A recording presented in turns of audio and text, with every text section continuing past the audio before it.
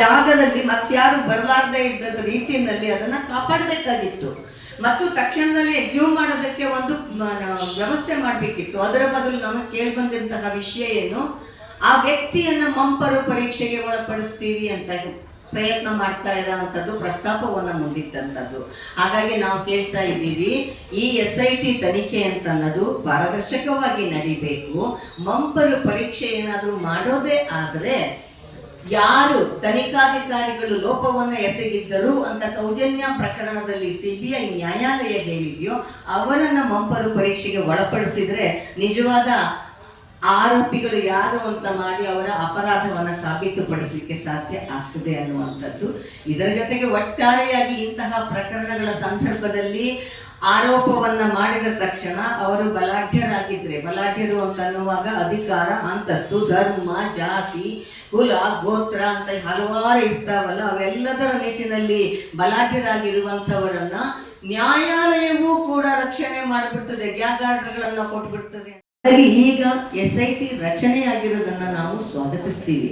ಹಾಗೆ ಸ್ವಾಗತಿಸುವಾಗಲೇನೆ ನಾವು ನ್ಯಾಯದ ಪರ ಕಾಳಜಿ ಇರುವಂತಹ ಎಲ್ಲ ಜನರ ಧ್ವನಿಗಳಾಗಿ ನಾವಿಲ್ಲಿ ಹೇಳ್ತಾ ಇರೋದೇನೆಂದ್ರೆ, ಆ SIT ಪಾರದರ್ಶಕವಾಗಿ ಕೆಲಸ ಮಾಡಬೇಕು.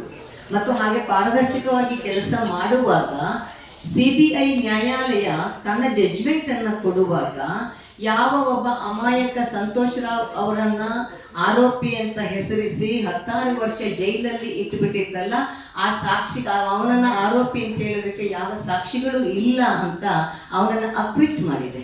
CBI ನ್ಯಾಯಾಲಯ ಅಕ್ವಿಟ್ ಮಾಡಿದೆ. ಮಾಡುವಾಗ ಕರ್ನಾಟಕ ರಾಜ್ಯ ಸರ್ಕಾರಕ್ಕೆ ಒಂದು ಸೂಚನೆಯನ್ನು ಕೂಡ ಆ ಆದೇಶದಲ್ಲಿ ಕೊಟ್ಟಿದೆ. ಅದೇನೆಂದ್ರೆ, ಸೌಜನ್ಯ ಪ್ರಕರಣದ ಪ್ರಾಥಮಿಕ ತನಿಖೆಯನ್ನ ಮಾಡುವಾಗ ಪ್ರಾಥಮಿಕ ತನಿಖಾಧಿಕಾರಿಗಳು ಪೋಸ್ಟ್ ಮಾರ್ಟಮ್ ಅನ್ನ ಮಾಡುವಂತಹ ಸಂದರ್ಭದಲ್ಲಿ ಆ ವೈದ್ಯಾಧಿಕಾರಿಗಳು ಎಸಗಿದ ಲೋಪದಿಂದಾಗಿ ಹಲವು ಸಾಕ್ಷಿಗಳು ಪ್ರಾರಂಭಿಕ ಹಂತದಲ್ಲೇ ನಾಶವಾಗಿದ್ದಾವೆ. ಹಾಗಾಗಿ ಆ ಅಧಿಕಾರಿಗಳನ್ನ ವಿಚಾರಣೆಗೆ ಒಳಪಡಿಸಬೇಕು ಅನ್ನುವಂತಹ ಒಂದು ಸೂಚನೆಯನ್ನ ಆ ಜಡ್ಜ್ಮೆಂಟ್ ಅಲ್ಲಿ ಕೊಟ್ಟಿದ್ದಾರೆ. ಬಹುಶಃ ಅದ್ರ ಬಗ್ಗೆ ಮೈತ್ರಿ ಮಾತಾಡುವಾಗ ಇನ್ನೊಂದು ಸ್ವಲ್ಪ ವಿವರವಾಗಿ ಮಾತಾಡ್ತಾರೆ, ಕಾನೂನು ತಜ್ಞರು ಆಗಿರುವ ಕಾರಣಕ್ಕಾಗಿ.